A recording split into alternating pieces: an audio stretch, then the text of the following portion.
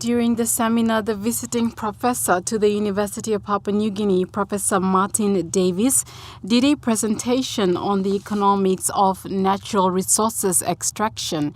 In his presentation, he highlighted the challenges faced in managing PNG's natural resources.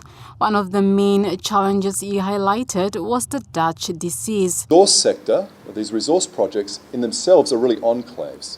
They have very few linkages with the non-resource sector. They employ a very small number of Papua New Guineans.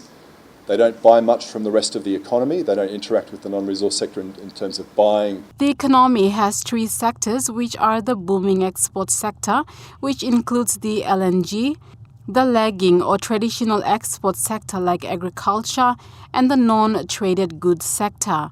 Professor Davis said when the country concentrates on the booming export sector, it undermines the other sectors. Bigger extractives exports tend to contract our traditional export sector, so we get a concentration of our exports in extractives, which means we become much more sensitive to changes in those prices. If we had a very diversified export sector, Professor Davis stated that one solution towards these challenges of the Dutch disease is to save all foreign reserves coming in from the extractive sector into a savings account like the Sovereign Wealth Fund.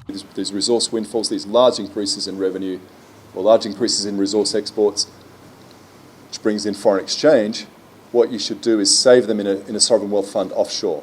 So that channel, you break that channel. You don't actually bring the revenues in. You save them, and then you have this ability to create also some intergenerational. Professor Davis said in order for other sectors to grow, the extractive sector must be regulated well by the government.